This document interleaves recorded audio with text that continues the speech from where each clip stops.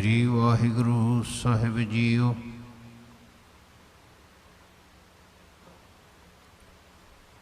मानुख की टेक बिरथी सब जान, देवन को एक भगवान। जिसके दिए रहे अगाए, बहुर न तृष्णा लागे आए। मारे राखै एको आप, मानुख कै कछ नाही हाथ। तिसका हुक्म बूझ सुख होए, तिसका नाम रख कंठ परोए। सिमर सिमर सिमर प्रभ सोए, नानक बिघन ना लागै कोय। सतनाम श्री वाहिगुरु साहिब जीओ। तलंग घर दूजा महला पंजवा। तुद बिन दूजा नाही कोय, तू करतार करे सो होय। तुद बिन दूजा नाही कोय, तू करतार करे सो होय। तेरा जोर तेरी मन टेक, सदा सदा जप नानक एक। सब उपर पार ब्रह्म दातार, तेरी टेक तेरा आधार। रहाओ है तू होवनहार। अगम अगाध ऊंच अपार, जो तुद सेवह तिन भाव दुख नाहे। गुर प्रसाद नानक गुण गाहे, जो दिसै सो तेरा रूप। गुण निधान गोविंद अनूप, सिमर सिमर सिमर जन सोए। नानक कर्म प्राप्त होए, जिन जपया तिसको बलिहार। तिसकै संग तरह संसार, कहो नानक प्रभु लोचा पूर। संत जना की बाछो तूर, कहो नानक प्रभ लोचा पूर। संत जना की बाछो तूर। वाहिगुरु जी का खालसा, वाहिगुरु जी की फतेह। परम सत्कारयोग सतगुरु सच्चे पातशाह जी की साजी नवाजी गुरु रूप साध संगत जी, साहिबान की पावन पवित्र फतेह प्रवान करनी जी। वाहिगुरु जी का खालसा, वाहिगुरु जी की फतेह। बहुत ही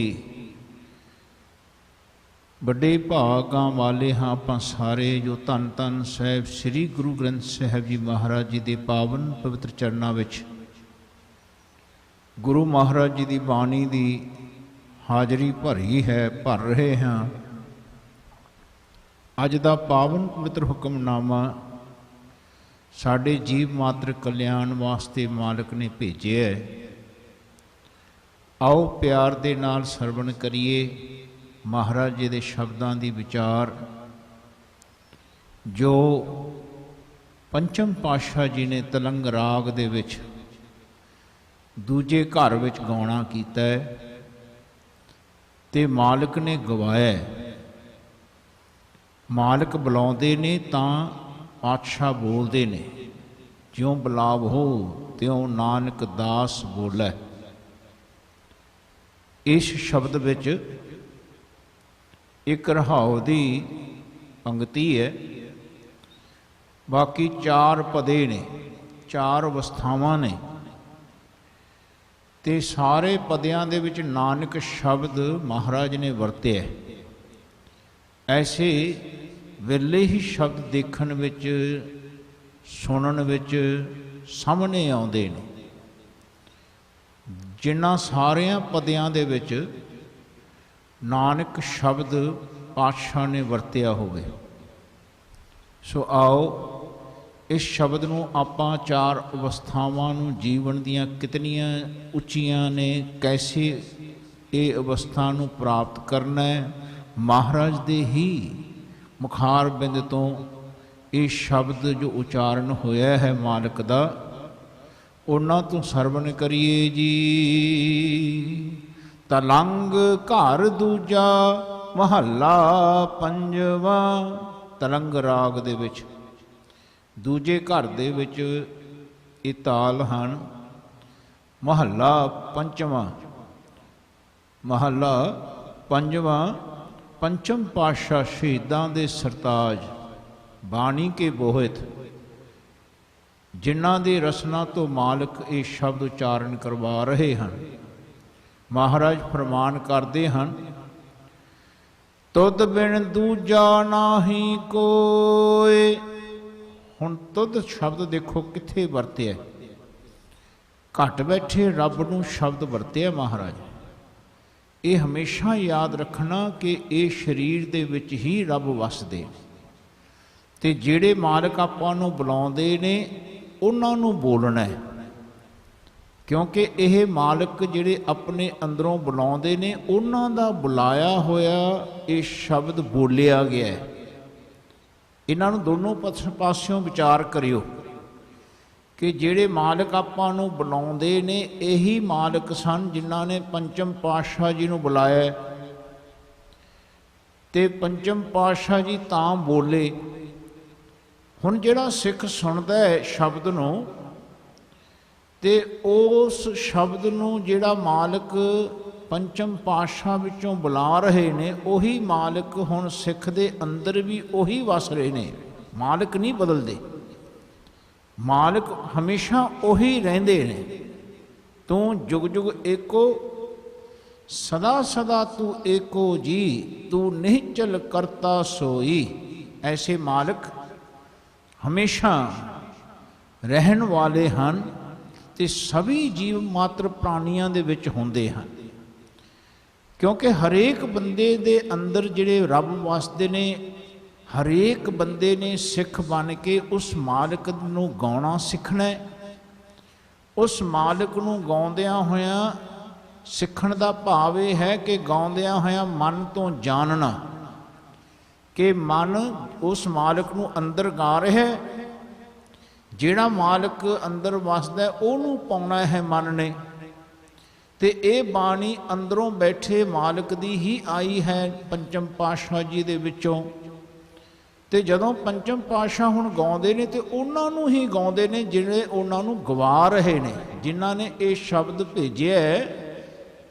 ऐसे शब्द नूं महाराज पंचम पातशाह मालिक नूं अपने अंदर ही गा रहे कि तुद बिन दूजा नाही कोय, तू करतार करह सो होए।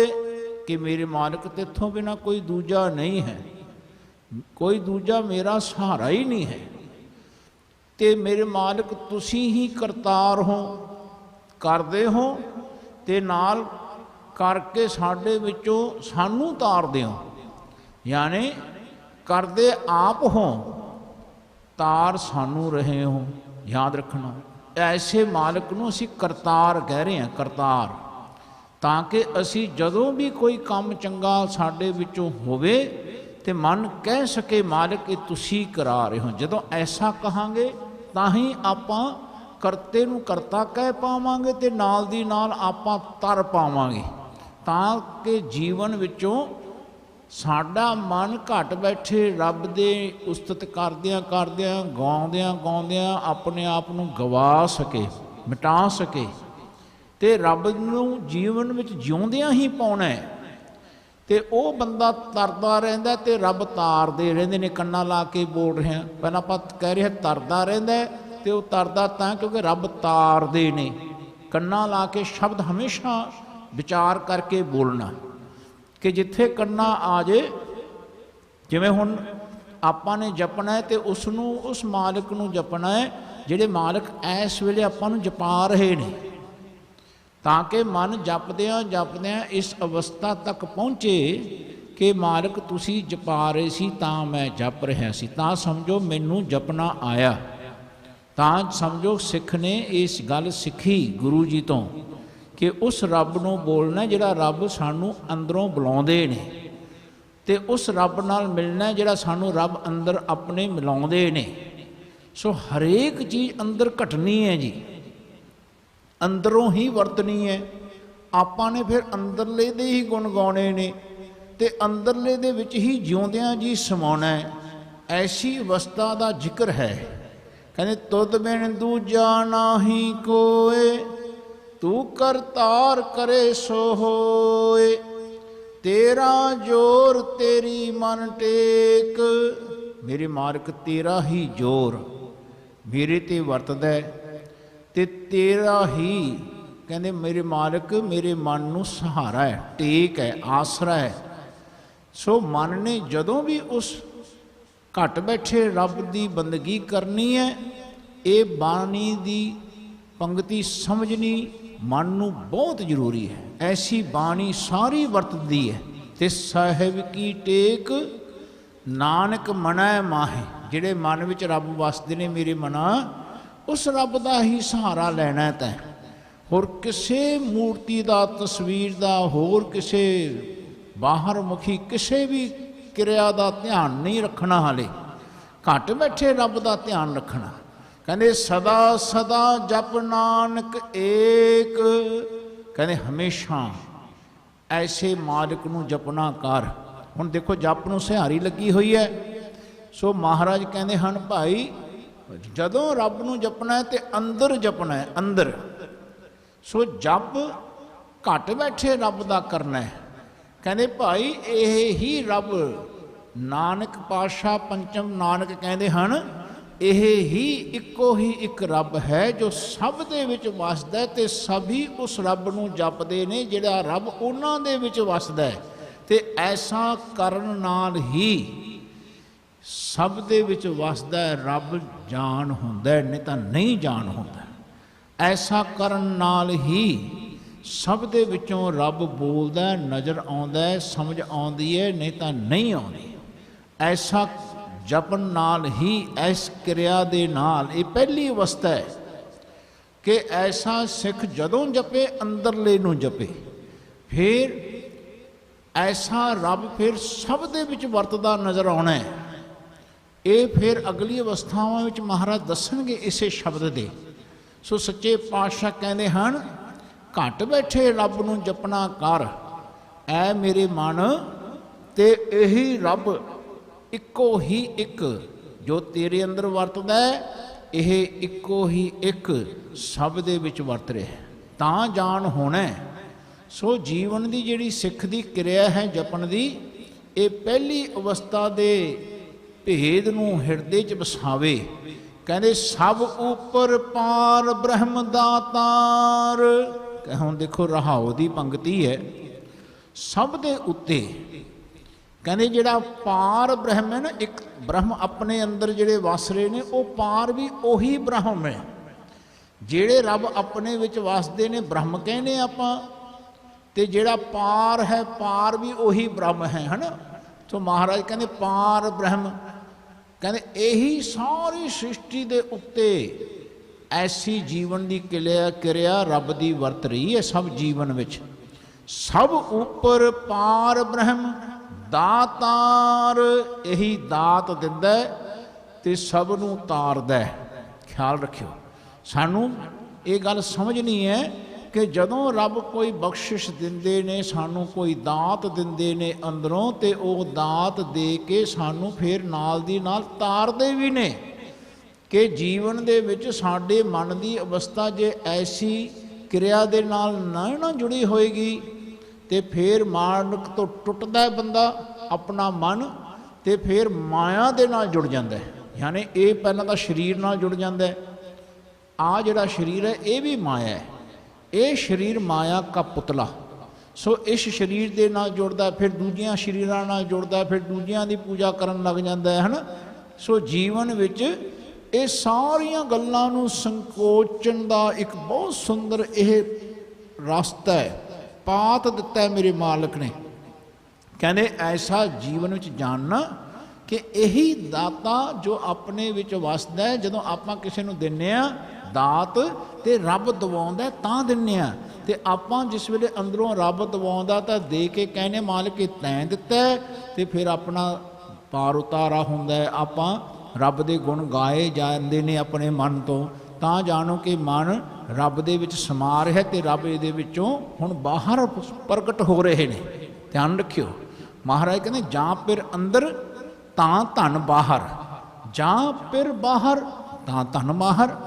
ਸੋ ਫਿਰ ਆਪਣੇ ਵਿੱਚੋਂ ਬਾਹਰ ਜਿਸ ਵੇਲੇ ਜਾਂਦੇ ਨੇ ਤੇ ਜੀਵ ਰੂਪੀ ਇਸਤਰੀ ਜੋ ਧਨ ਹੈ, ਮਹਾਰਾਜ ਕਹਿੰਦੇ ਇਹ ਮਾਹਰ ਹੋ ਜਾਂਦੀ ਹੈ ਭਾਈ, ਮਾਹਰ ਮਹਾਰਤ ਹਾਸਲ ਕਰ ਲੈਂਦੀ ਹੈ, ਪਰਫੈਕਸ਼ਨ ਪ੍ਰਾਪਤ ਕਰਦੀ ਹੈ।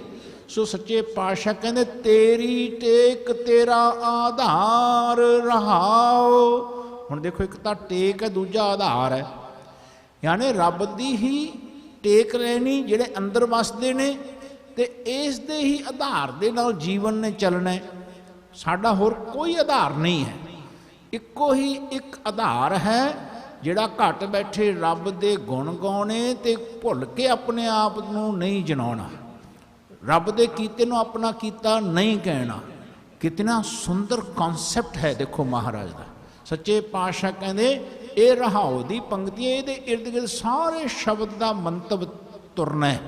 ਸੱਚੇ ਪਾਤਸ਼ਾਹ ਹੁਣ ਅੱਗੇ ਫਰਮਾਨ ਕਰਦੇ ਹਨ, ਹੈ ਤੂੰ ਹੈ ਤੂੰ ਹੋਵਨਹਾਰ, ਤੂੰ ਹੈ ਐਸ ਵੇਲੇ ਵੀ ਹੈ। ਧਿਆਨ ਰੱਖਣਾ, ਤੂੰ ਹੀ ਹੈ ਜੋ ਮੇਰੇ ਅੰਦਰ ਵਸਦਾ ਨਾ, ਤੂੰ ਹੀ ਮੇਰੇ ਨਾਲ ਹੈ। ਐਸਾ ਜੀਵਨ ਵਿੱਚ ਨਾ ਜਾਣਨ ਕਾਰਨ ਹੀ ਮਨ ਡਰਦਾ ਹੈ, ਮਨ ਭਟਕਦਾ ਹੈ, ਮਨ ਧੱਕੇ ਖਾਂਦਾ ਹੈ। ਯਾਨੀ ਆਪਾਂ ਜੀਵਨ ਦੇ ਵਿੱਚ ਧੱਕੇ ਖਾਂਦੇ ਹਾਂ। ਸੋ ਜੀਵਨ ਵਿੱਚ ਮਨ ਦਾ ਰੱਬ ਨਾਲ ਜੁੜਨਾ, ਉਸ ਰੱਬ ਦਾ ਜਿਹੜੇ ਰੱਬ ਮਨ ਹੀ ਵਿੱਚ ਵਸਦੇ ਨੇ, ਸੇ ਮਨ ਨੇ ਇਹ ਜਾਣਨਾ ਕਿ ਮੇਰੇ ਮਾਲਕ ਤੂੰ ਹੈ, ਹੈ ਨਾ। ਹਾਏ ਨੂੰ ਦਲਾਵਾਂ ਲਾ ਕੇ ਬੋਲਣਾ, ਹੈ ਤੂੰ ਹੈ, ਤੂੰ ਹੋਵਨਹਾਰ, ਤੂੰ ਹੀ ਮੇਰੇ ਮਾਲਕ ਹਮੇਸ਼ਾ ਹੋਣ ਵਾਲਾ, ਤੂੰ ਹੀ ਹੈ, ਹੋਰ ਕੋਈ ਨਹੀਂ ਮੇਰਾ ਸਹਾਰਾ।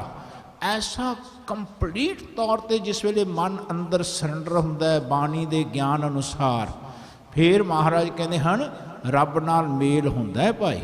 ਕਹਿੰਦੇ ਅਗਮ ਅਗਾਧ ਊਚ ਅਪਾਰ, ਐਸੇ ਮਾਲਕ ਅਗਮ ਜੋ ਜੀਵਨ ਵਿੱਚ ਆਪਣੇ ਹੀ ਨਾਲ ਰਹਿੰਦੇ ਨੇ ਤੇ ਉਹ ਕਿਤੇ ਦੂਰ ਨਹੀਂ ਜਾਂਦੇ ਤੇ ਆਪਣੇ ਹੀ ਵਿੱਚ ਮਿਲਿਆ ਪ੍ਰਾਪਤ ਹੁੰਦੇ ਨੇ, ਉਹਨਾਂ ਨੂੰ ਅਗਮ ਕਹਿੰਦੇ ਨੇ।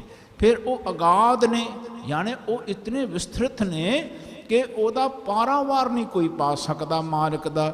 ਤੇ ਫਿਰ ਉਹ ਊਚ ਨੇ, ਉਹ ਸਭ ਨਾਲੋਂ ਉੱਚੇ ਨੇ, ਤੇ ਅਪਾਰ ਨੇ, ਅਪਰਪਾਰ ਨੇ, ਬੇਅੰਤ ਹਨ। ਮਹਾਰਾਜ ਕਹਿੰਦੇ ਐਸੇ ਮੇਰੇ ਮਾਲਕ ਦਾ ਜਿਹੜੇ ਅੰਦਰ ਬੈਠੇ ਨੇ, ਉਹਨਾਂ ਦਾ ਸਰੂਪ ਬਾਹਰ ਵਿਸਤ੍ਰਿਤ ਹੋ ਕੇ ਸੰਸਾਰ ਵਿੱਚ ਜਦੋਂ ਤੋਂ ਸ੍ਰਿਸ਼ਟੀ ਬਣੀ ਹੈ ਹੁਣ ਵੀ ਅੱਗੇ ਨੂੰ ਵੀ ਇਸ ਤਰ੍ਹਾਂ ਹੀ ਇਹ ਰਾਸਤਾ ਰਹੇਗਾ।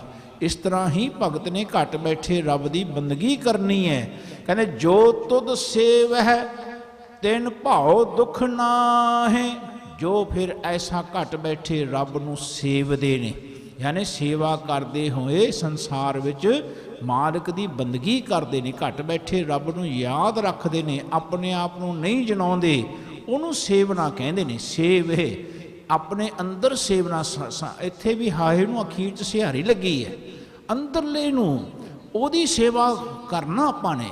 मालक जदों अंदरों कराउंदे ने ते आपां जिस वेले सरंडर हुंदे आ कि मालक तूं करदा ते समझो आपां ओहदी सेवा कर रहे हैं। जदों मालक कराउंदे ने ते साडे विचों हुंदा ते आपां कहने मेरे मालक तेरा कीता होया है, ते समझो आपां ओहदी सेवा करदिआं होइआं संसार दे विच विचरदिआं होइआं रब नूं याद रख रहे हैं, साडा मन रब नूं भुल नहीं रहा। तो ऐसी अवस्था नूं सेव है कहंदे ने। उन्हां नूं फिर कहंदे कदे भाव नहीं लगदा, डरदे नहीं, डर मिट जांदा है, दुख नहीं व्यापदा। महाराज कहते जो तुद सेवै तिन भाव दुख नाहे, गुर प्रसाद नानक गुण गाहे। हुण देखो फिर नानक शब्द वरतिया दूजे अवस्था के शब्द नूं, कहते आए गुरु दे दसे होए गुर अनुसार ही, इस टैक्नीक नाल, इस मैथड नाल, गुर दा अर्थ है जुगत। कहते जदों गुरु सानू गुर दिंदे ने, गुरु हमेशा बाणी हुंदी है ते बाणी ही ये गुर दिंदी है, गुर दे सकती है। तो जे बंदा देन की कोशिश जाए ना, बंदा फिर चक्रां च पा दिंदा है। महाराज कहते फिर बंदा अपने आप नूं जनाउण लग जांदा है, जिवें हरनाकश रब तो ही सारे बल ले ते अपने आप नूं जनाउण लग गया। यही गल फिर सारे बंदियां दी हुंदी है। सो इन्हां तो बचना। सो महाराज कहते बाणी नूं गुरु मनना। जिवें नानक सच्चे पातशाह नूं भी सिद्धा ने पुछया सी, महाराज तुहाडे गुरु कौन ने? महाराज कहते भाई ओ रब दी बाणी, पवन आरंभ सतगुर मत वेला, शब्द गुरु सुरत धुन चेला। जदों तो संसार की यह अवस्था आरंभ विच आई है, श्वास लैन लगी है, पवन की आरंभता हुई है, उदों तो ही सतगुर दा ये मत दा वेला चालू है। यानी जेड़ा घट बैठे रब की बाणी नूं सुणदा है, उतना तो गुर लैंदा है, उन्होंने सत करके मनदा, ओह ही बंदा घट बैठे रब नाल जुड़दा है। नहीं तो बंदा फिर बंदे की बंदगी करन लग जाता है, बंदा फिर बंदे दे नाल जोड़न लग जाता है। सो सच्चे पातशाह कहते गुर प्रसाद नानक गुण गाहे। कहते आए गुर प्रसाद द्वारा, प्रसाद पूरा रारा ला के बोलिया। एक होंदा ना पैर च रारा ला के प्रसाद कहना, एक होंदा पूरा रारा प्रसाद। जिस वेले पूरी किरपा होंदी है, इस जुगत की साडे अंदर सोझी आउंदी है तो समझना पूर्ण किरपा होई। ये जुगत साडे हिरदे च वस जे तो महाराज कहते गुर प्रसाद वरतन लग गया। कहते ऐसा जिस वेले गुर प्रसाद वरतन लग जाता है, रत्ती मात्र भी फिर रब के गुणां नूं बंदा भुल के नहीं कहना मैं ये मेरे गुण ने। महाराज कहते सब गुण तेरे मैं नाही कोय, विन गुण कीते भगत ना होए। सो गुणां दा जिहड़ा खजाना रब साडे विच वसदे ने, जिन्हां महाराज ने हुक्म कीता साडे वास्ते कि थापिया ना जाए, कीता ना होए, आपे आप निरंजन सोए, जिन सेविया तिन पाया मान, नानक गाविया गुणी निधान। कहते भाई उस गुणी निधान नूं, गुणां दा जिहड़ा खजाना ट्रैजर साडे विच मालिक वसदे ने, जिन्हां तो साडे अंदरों हरेक गुण बाहर आउंदे ने।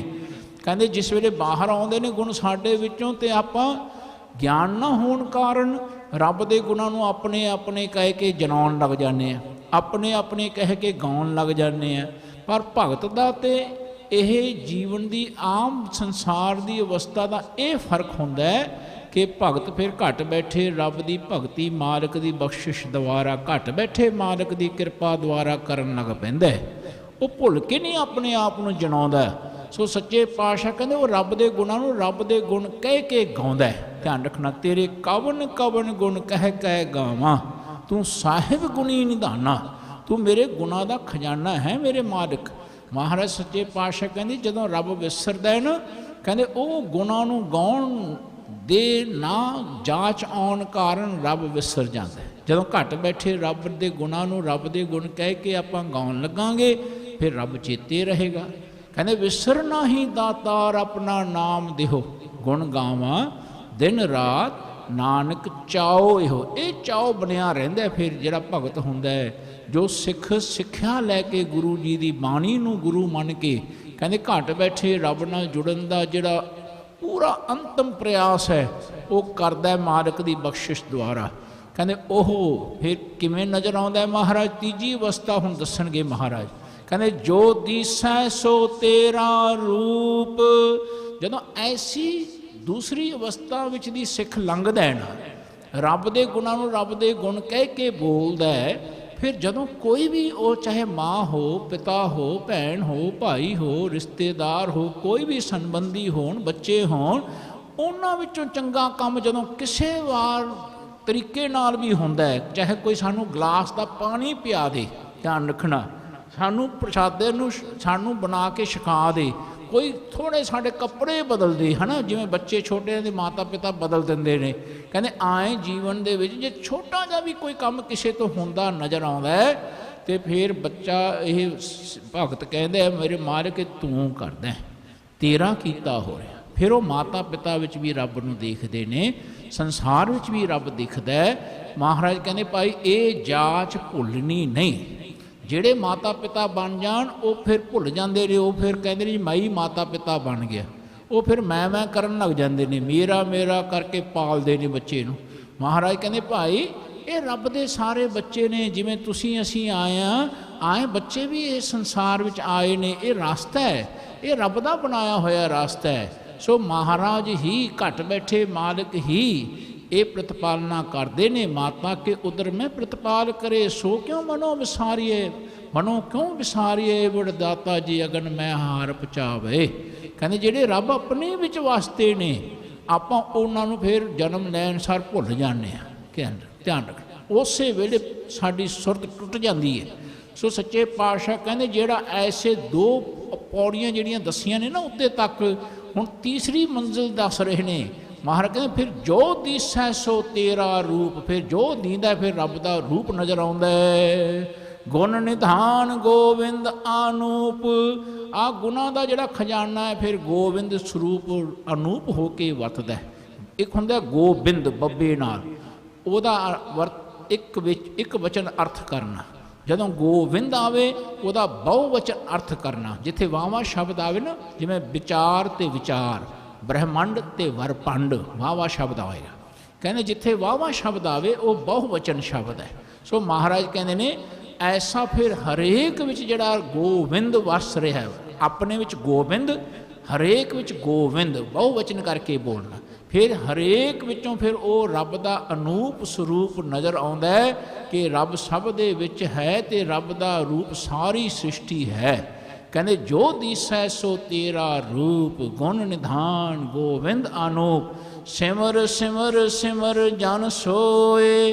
ਕਹਿੰਦੇ ਤਿੰਨੋਂ ਕਾਲਾਂ ਵਿੱਚ ਧਿਆਨ ਰੱਖਣਾ, ਤਿੰਨੋਂ ਗੁਣਾਂ ਵਿੱਚ, ਕਹਿੰਦੇ ਤਿੰਨੋਂ ਅਵਸਥਾਵਾਂ ਦੇ ਵਿੱਚ, ਕਹਿੰਦੇ ਆਏ ਰੱਬ ਨੂੰ ਸਿਮਰਨਾ, ਆਏ ਰੱਬ ਨੂੰ ਚੇਤੇ ਰੱਖਣਾ, ਕਦੇ ਵੀ ਭੁੱਲਣਾ ਨਹੀਂ। ਇਹ ਹੀ ਸ਼੍ਰੇਸ਼ਟ ਮਰਨ ਹੈ। ਰੱਬ ਨੂੰ ਯਾਦ ਰੱਖਣਾ, ਆਪਣਾ ਮਿਟਣਾ ਹੈ, ਉਹਨੂੰ ਕਹਿੰਦੇ ਸਿਮਰ, ਯਾਨੀ ਸ਼੍ਰੇਸ਼ਟ ਮਰਨ।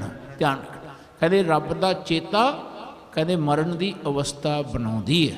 ਤਾਈਓ ਮਹਾਰਾਜ ਕਹਿੰਦੇ ਹਨ ਭਾਈ ਰੱਬ ਨੂੰ ਚੇਤੇ ਰੱਖਣਾ ਜੇ ਹੋਵੇ, ਕਹਿੰਦੇ ਪਹਿਲਾ ਮਰਨ ਕਬੂਲ, ਜੀਵਨ ਕੀ ਛੱਡ ਆਸ, ਹੋ ਸਭਨਾ ਕੀ ਰੇਣੁਕਾ ਤਾਂ ਆਓ ਹਮਾਰੇ ਪਾਸ। ਕਹਿੰਦੇ ਘਟ ਬੈਠੇ ਰੱਬ ਦਾ ਇਹ ਇੱਕ ਬਹੁਤ ਸੁੰਦਰ ਫਾਰਮੂਲਾ ਹੈ। ਕਹਿੰਦੇ ਆਪਣੇ ਆਪ ਨੂੰ ਗਵਾਉਣਾ, ਰੱਬ ਨੂੰ ਪਾਉਣਾ, ਆਪ ਗਵਾਈਏ ਤਾਂ ਸੌ ਪਾਈਏ। ਸੋ ਸੱਚੇ ਪਾਤਸ਼ਾਹ ਕਹਿੰਦੇ ਨਾਨਕ ਕਰਮ ਪ੍ਰਾਪਤ ਹੋਏ। ਫੇਰ ਜਾਣੋ ਜੋ ਜੀਵਨ ਦਾ ਕਰਮ ਹੈ ਉਹ ਫਿਰ ਰੱਬ ਦਾ ਕਰਮ ਬਣ ਜਾਂਦਾ ਹੈ। ਫਿਰ ਜੀਵਨ ਦਾ ਕਰਮ, ਜੀਵਨ ਦਾ ਬੰਦੇ ਦਾ ਇੰਡੀਵਿਜੂਅਲ ਕਰਮ ਨਹੀਂ ਹੁੰਦਾ, ਉਹ ਫਿਰ ਰੱਬ ਦਾ ਕਰਮ ਉਸ ਜੀਵਨ ਵਿੱਚੋਂ ਵਿਚਰਦਾ। ਤੇ ਫਿਰ ਉਹ ਕਹਿੰਦਾ ਮੇਰੇ ਮਾਲਕ ਤੇਰਾ ਕੀਤਾ ਹੋਇਆ। ਐਸਾ ਕਰਮ ਹੀ ਬਖਸ਼ਿਸ਼ ਹੁੰਦੀ ਹੈ। ਸੋ ਸੱਚੇ ਪਾਤਸ਼ਾਹ ਕਹਿੰਦੇ ਹਨ ਇਹ ਤਿੰਨ ਅਵਸਥਾਵਾਂ ਪ੍ਰਾਪਤ ਹੋਣ ਤੋਂ ਬਾਅਦ ਹੁਣ ਚੌਥੀ ਪਰੇ ਦੀ ਅਵਸਥਾ ਦੀ ਜ਼ਿਕਰ ਕਰ ਰਹਨਗੇ ਮਹਾਰਾਜ। ਕਹਿੰਦੇ ਜਿਨ ਜਪਿਆ ਤਿਸ ਕੋ ਬਲਿਹਾਰ। ਕਹਿੰਦੇ ਜਿਨ੍ਹਾਂ ਨੇ ਐਸਾ ਜਪਨਾ ਕੀਤਾ, ਕਹਿੰਦੇ ਉਹਨਾਂ ਤੋਂ ਮੈਂ ਬਲਿਹਾਰ ਜਾਣਾ, ਆਪਣਾ ਬਲ ਹਾਰ ਜਾਣਾ। ਯਾਨੀ ਬੰਦਾ ਰੱਤੀ ਮਾਤਰ ਵੀ ਫਿਰ ਆਪਣਾ ਬਲ ਆਪਣੇ ਅੰਦਰ ਨਹੀਂ ਰੱਖਦਾ, ਫਿਰ ਉਹ ਜਿਤਨਾ ਵੀ ਜੇ ਕੁਝ ਵੀ ਬਲ ਹੈ ਉਹ ਰੱਬ ਦਾ ਆਪਣਾ ਹੈ ਕਰਕੇ ਜਾਣਦਾ। ਐਸੀ ਅਵਸਥਾ ਤੋਂ ਕਹਿੰਦੇ ਜੋ ਵੀ ਜਪਿਆ ਨਜ਼ਰ ਆਉਂਦਾ ਹੈ, ਜਪਦਾ ਨਜ਼ਰ ਆਉਂਦਾ ਹੈ, ਉਹ ਤੋਂ ਬਲਿਹਾਰ ਜਾਣਾ। ਕਹਿੰਦੇ ਮੈਂ तिस कै संग तरै संसार। ਜਿਹੜਾ ਵੀ ਫਿਰ ਇਹੋ ਜਿਹਿਆਂ ਦੇ ਨਾਲ ਰਹਿੰਦਾ, ਜਿਵੇਂ ਬਾਬੇ ਨਾਨਕ ਇਸ ਤਰ੍ਹਾਂ ਸਨ, ਆਏ ਦਸੇ ਪਾਤਸ਼ਾਹੀਆਂ ਸਨ, ਆਏ ਭਗਤ ਰਹਿੰਦੇ ਸਨ, ਭੁੱਲ ਕੇ ਆਪਣੇ ਆਪ ਨੂੰ ਨਹੀਂ ਜਨਾਉਂਦੇ ਸਨ, ਰੱਬ ਦੇ ਕੀਤੇ ਨੂੰ ਰੱਬ ਦਾ ਕੀਤਾ ਕਹਿੰਦੇ ਸਨ, ਆਪਣੇ ਘਟ ਬੈਠੇ ਰੱਬ ਨੂੰ ਯਾਦ ਰੱਖਦੇ ਸਨ, ਐਸਾ ਘਟ ਬੈਠੇ ਰੱਬ ਨਾਲ ਦੁਨੀਆ ਨੂੰ ਜੋੜਦੇ ਸਨ। ਕਦੇ ਵੀ ਭੁੱਲ ਕੇ ਕਿਸੇ ਨੂੰ ਆਪਣੇ ਨਾਲ ਨਹੀਂ ਜੋੜਿਆ, ਕਿਸੇ ਨੂੰ ਨਹੀਂ ਕਿਹਾ ਕਿ ਮੇਰੇ ਬੁੱਤਾਂ ਦਾ ਤੁਸੀਂ ਤਸਵੀਰ ਬਣਾ ਕੇ, ਤੁਸੀਂ ਬੁੱਤ ਬਣਾ ਕੇ ਮੈਨੂੰ ਧਿਆਓ। ਮਹਾਰਾਜ ਕਹਿੰਦੇ ਭਾਈ ਉਸ ਰੱਬ ਨੂੰ ਧਿਆਉਣਾ ਜਿਹੜਾ ਰੱਬ ਸਭ ਦੇ ਵਿੱਚ ਵਸਦਾ ਹੈ, ਐਸੇ ਉਹ ਫਿਰ ਆਪ ਵੀ ਮੁਕਤ ਹੁੰਦੇ, ਕਹਿੰਦੇ ਫਿਰ ਸੰਸਾਰ ਨੂੰ ਵੀ ਮੁਕਤ ਕਰਦੇ। ਕਹਿੰਦੇ ਤਿਸ ਕੈ ਸੰਗ ਤਰੈ ਸੰਸਾਰ, ਕਹੋ ਨਾਨਕ ਪ੍ਰਭ ਲੋਚਾ ਪੂਰ। ਕਹਿੰਦੇ ਨਾਨਕ ਹੁਣ ਕਹਿਣਾ ਕਰ, ਪੰਚਮ ਨਾਨਕ ਨੂੰ ਰੱਬ ਕਹਿ ਰਹੇ ਨੇ। ਕਹਿੰਦੇ ਪ੍ਰਭ ਦੀ, ਪਰਮੇਸ਼ਰ ਜਿਹੜਾ ਭੌਤਿਕ ਤੱਤ ਵਿੱਚ ਵਸਦਾ ਹੈ, ਸਰੀਰ ਵਿੱਚ ਵਸਦਾ ਹੈ, ਉਹਦੀ ਲੋਚਾ ਕਹਿੰਦੇ ਪੂਰਨ ਤੌਰ 'ਤੇ ਆਪਣੇ ਹਿਰਦੇ 'ਚ ਵਸਾ, ਪੂਰਨ ਤੌਰ 'ਤੇ ਆਪਣੇ ਅੰਦਰ ਟਿਕਾ। ਕਹਿੰਦੇ ਉਹਦੇ ਅੰਦਰ ਪੂਰਨ ਤੌਰ 'ਤੇ ਉਹਦੀ ਲੋਚਾ ਯਾਨੀ ਉਹਦੀ ਇੱਛਾ, ਉਹਦੀ ਮੰਗ ਘਟ ਬੈਠੇ ਰੱਬ ਦੇ ਮਿਲਣ ਦੀ, ਕਹਿੰਦੇ ਪੂਰਨ ਹੁੰਦੀ ਹੈ। ਕਹਿੰਦੇ ਜਿਹੜਾ ਇਸ ਤਰ੍ਹਾਂ ਜੀਵਨ ਦੇ ਵਿੱਚ ਪਰਮੇਸ਼ਰ ਨੂੰ ਆਪਣੇ ਸਰੀਰ ਵਿੱਚ ਜਾਣਦਾ, ਕਹਿੰਦੇ ਪਰਮੇਸ਼ਰ ਦਾ ਸਰੀਰ ਵਿੱਚ ਜਾਣਨਾ ਹੀ ਪ੍ਰਭ ਸ਼ਬਦ ਨਾਲ ਸੰਬੋਧਨ ਕੀਤਾ ਹੈ। ਕਹਿੰਦੇ ਪ੍ਰਭ ਦਾ ਅਰਥ ਹੈ ਪਰਮੇਸ਼ਰ ਜੋ ਭੌਤਿਕ ਤੱਤ ਵਿੱਚ ਵਸਦੇ ਨੇ। ਹਰ ਦਾ ਫਿਰ ਅਰਥ ਆਊਗਾ ਜਿਹੜਾ ਹਰੇਕ ਵਿੱਚ ਵਸਦਾ ਹੈ। ਸੋ ਸੱਚੇ ਪਾਤਸ਼ਾਹ ਇੱਥੇ ਪ੍ਰਭ ਸ਼ਬਦ ਵਰਤ ਰਹੇ ਨੇ। ਕਹੋ ਨਾਨਕ ਪ੍ਰਭ ਲੋਚਾ ਪੂਰ, ਸੰਤ ਜਨਾ ਕੀ ਬਾਛੋ ਧੂਰ। ਕਹਿੰਦੇ ਐਸੇ ਸੰਤ ਜਨਾਂ ਦੀ, ਸੰਤ ਦੇਖੋ ਕਿਤਨਾ ਸੁੰਦਰ ਸ਼ਬਦ ਹੈ। ਜਿਹੜਾ ਰੱਬ ਦੇ ਸ਼ਬਦ ਨਾਲ ਪਿਆਰ ਕਰੇ, ਹਮੇਸ਼ਾ ਵਾਸਤੇ ਰੱਬ ਦੇ ਵਿੱਚ ਲੀਨ ਹੋ ਜਾਏ, ਆਪਣੇ ਆਪ ਨੂੰ ਜਨਾਵੇ ਨਾ, ਐਸੀ ਅਵਸਥਾ ਨੂੰ ਸੰਤ ਕਿਹਾ। ਕਹਿੰਦੇ ਐਸੇ ਸੰਤ ਜਨਾਂ ਦੀ ਕਹਿੰਦੇ ਮੈਂ ਧੂਰ ਬਾਛਦਾ। ਉਹਦਾ ਅਰਥ ਹੈ ਕਿ ਸ਼ਬਦਾਂ ਨੂੰ ਚਰਨ ਕਹਿੰਦੇ ਨੇ, ਸ਼ਬਦਾਂ ਦਾ ਜਿਹੜਾ ਭਾਵ ਹੁੰਦਾ ਹੈ ਇਹਨੂੰ ਧੂਰ ਕਹਿੰਦੇ ਨੇ। ਜਿਵੇਂ ਬੰਦਾ ਪੈਰਾਂ ਨਾਲ ਚੱਲਦਾ ਹੈ ਅਤੇ ਉਹਦੇ ਪਿੱਛੇ ਫਿਰ ਧੂੜ ਰਹਿ ਜਾਂਦੀ ਹੈ, ਐਵੇਂ ਜੇਕਰ ਸ਼ਬਦ ਸੁਰਤ ਰਾਹੀਂ ਚੱਲਦੇ ਨੇ ਅਤੇ ਉਹਨਾਂ ਦੀ ਜਿਹੜੀ ਸਮਝ ਹੈ ਉਹ ਫਿਰ ਧੂੜ ਅੰਦਰ ਟਿਕ ਜਾਂਦੀ ਹੈ, ਉਹ ਸਮਝ ਸਾਡੇ ਅੰਦਰ ਵਸ ਜਾਂਦੀ ਹੈ। ਐਸੇ ਧੂਰੀ ਨੂੰ ਲੋਚਨਾ ਸੰਤ ਜਨਾਂ ਦੀ।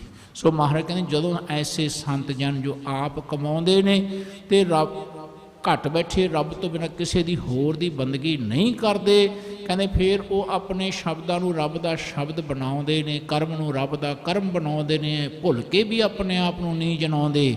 ਐਸੇ ਸ਼ਬਦ ਭਗਤਾਂ ਦੇ ਜਿਹੜੇ ਬਚਨ ਨੇ ਜਿਨ੍ਹਾਂ ਨੂੰ ਚਰਨ ਕਹਿੰਦੇ ਆ, ਉਹਨਾਂ ਦੀ ਸਮਝ ਲੈਂਦੇ ਹਾਂ ਅਸੀਂ, ਉਹਨਾਂ ਦੀ ਧੂਰੀ ਲੈਂਦੇ। ਸੋ ਮਹਾਰਾਜ ਇੱਥੇ ਸ਼ਬਦ ਦੀ ਸਮਾਪਤੀ ਕਰਦੇ ਨੇ। ਭਾਈ ਆਓ ਇਹ ਚਾਰ ਅਵਸਥਾਵਾਂ ਦੇ ਸ਼ਬਦਾਂ ਦੀ ਅਖੀਰਲੀ ਭਗਤੀ ਨੂੰ ਪੜ੍ਹ ਕੇ ਫਿਰ ਆਪਾਂ ਸਮਾਪਤੀ ਕਰੀਏ। ਜਿਨ ਜਪਿਆ ਤਿਸ ਕੋ ਬਲਿਹਾਰ, ਤਿਸ ਕੈ ਸੰਗ ਤਰੈ ਸੰਸਾਰ। ਕਹੋ ਨਾਨਕ ਪ੍ਰਭ ਲੋਚਾ ਪੂਰ, ਸੰਤ ਜਨਾ ਕੀ ਬਾਛੋ ਧੂਰ। ਵਾਹਿਗੁਰੂ ਜੀ ਕਾ ਖਾਲਸਾ, ਵਾਹਿਗੁਰੂ ਜੀ ਕੀ ਫਤਿਹ। ਰਾਮ ਕਲੀ ਮਹੱਲਾ ਤੀਜਾ। ਆਨੰਦ ਏਕ ਓੰਕਾਰ ਸਤਿਗੁਰ ਪ੍ਰਸਾਦ। ਆਨੰਦ ਪਿਆ ਮੇਰੀ ਮਾਏ, ਸਤਿਗੁਰੂ ਮੈਂ ਪਾਇਆ, ਸਤਿਗੁਰਤਾ ਪਾਇਆ ਸਹਿਜ ਸੇਤੀ। ਮਨ ਵਧੀਆਂ ਵਧਾਈਆਂ, ਰਾਗ ਰਤਨ ਪਰਵਾਰ ਪਰੀਆਂ, ਸ਼ਬਦ ਗਾਵਣ ਆਈਆਂ। ਸ਼ਬਦੋ ਤਗਾਵੋ ਹਰੀ ਕੇਰਾ, ਮਨ ਜਿਨੀ ਵਸਾਇਆ। ਕਹੈ ਨਾਨਕ ਆਨੰਦ ਹੋਆ, ਸਤਿਗੁਰੂ ਮੈਂ ਪਾਇਆ। ਏ ਮਨ ਮੇਰਿਆ ਤੂੰ ਸਦਾ ਰਹੋ ਹਰ ਨਾਲੇ, ਹਰ ਨਾਲ ਰਹੋ ਤੂੰ ਮਨ ਮੇਰੇ। ਦੁਖ ਸਭ ਵਿਸਾਰਨਾ, ਅੰਗੀਕਾਰ ਉਹ ਕਰੇ ਤੇਰਾ, ਕਾਰਜ ਸਭ ਸਵਾਰਨਾ।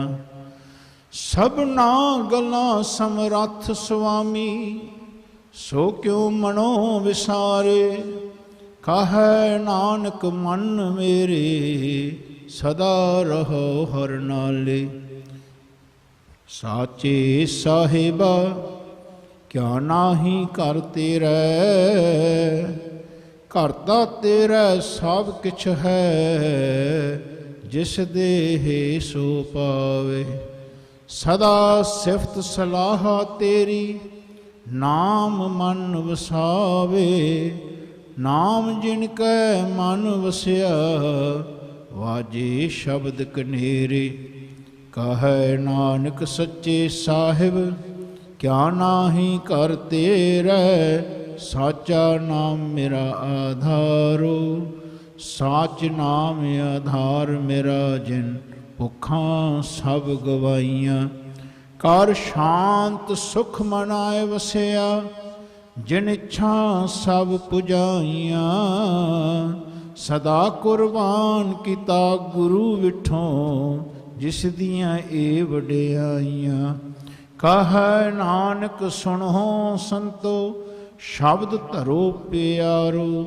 ਸਾਚਾ ਨਾਮ ਮੇਰਾ ਆਧਾਰੋ, ਵਾਜੇ ਪੰਜ ਸ਼ਬਦ ਤਿਤ ਘਰ ਸੁਭਾਗੈ। ਘਰ ਸੁਭਾਗੈ ਸ਼ਬਦ ਵਾਜੇ, ਕਲਾ ਜਿਤ ਕਰ ਧਾਰਿਆ। ਪੰਜ ਦੂਤ ਤੁਧ ਵਸ ਕੀਤੇ, ਕਾਲ ਕੰਟਕ ਮਾਰਿਆ। ਧੁਰ ਕਰਮ ਪਾਇਆ ਤੁਧ ਜਿਨ ਕੋ, ਸੇ ਨਾਮ ਹਰ ਕੇ ਲਾਗੇ। ਕਹੈ ਨਾਨਕ ਤਹਿ ਸੁਖ ਹੋਆ, ਤਿਤ ਕਰ ਅਨਹਦ ਵਾਜੇ। ਆਨੰਦ ਸੁਨੋ ਵਡ ਭਾਗਿਓ, ਸਗਲ ਮਨੋਰਥ ਪੂਰੇ। ਪਾਰ ਬ੍ਰਹਮ ਪ੍ਰਭ ਪਾਇਆ, ਉਤਰੇ ਸਗਲ ਵਸੂਰੇ। ਦੁਖ ਰੋਗ ਸੰਤਾਪ ਉਤਰੈ, ਸੁਣੀ ਸੱਚੀ ਬਾਣੀ। ਸੰਤ ਸਾਜਣ ਭਏ ਸਰਸੇ, ਪੂਰੇ ਗੁਰ ਤੇ ਜਾਣੀ। ਸੁਣ ਤੇ ਪੁਨੀਤ ਕਹਿਤੇ ਪਵਿੱਤ, ਸਤ ਗੁਰ ਰਹਾ ਭਰਪੂਰੇ। ਬਿਨਵੰਤ ਨਾਨਕ ਗੁਰ ਚਰਨ ਲਾਗੇ, ਵਾਜੇ ਅਨਹਦ ਤੂਰੇ। ਸਲੋਕ ਪਵਨ ਗੁਰੂ ਪਾਣੀ ਪਿਤਾ, ਮਾਤਾ ਧਰਤ ਮਹੱਤ। ਦਿਵਸ ਰਾਤ ਦੋਏ ਦਾਈ ਦਾਇਆ, ਖੇਲੈ ਸਗਲ ਜਗਤ। ਚੰਗਿਆਈਆਂ ਬੁਰਿਆਈਆਂ, ਵਾਚੈ ਧਰਮ ਹਦੂਰ। ਕਰਮੀ ਆਪੋ ਆਪਣੀ, ਕੇ ਨੇੜੇ ਕੇ ਦੂਰ। ਜਿਨੇ ਨਾਮ ਧਿਆਇਆ, ਗਏ ਮਸਕਤ ਕਾਲ। ਨਾਨਕ ਤੇ ਮੁਖ ਉਜਲੇ, ਕੀਤੀ ਛੁਟੀ ਨਾਲ। ਜਿਨੇ ਨਾਮ ਧਿਆਇਆ, ਗਏ ਮਸਕਤ ਕਾਲ। ਨਾਨਕ ਤੇ ਮੁਖ ਉਜਲੇ, ਕੀਤੀ ਛੁਟੀ।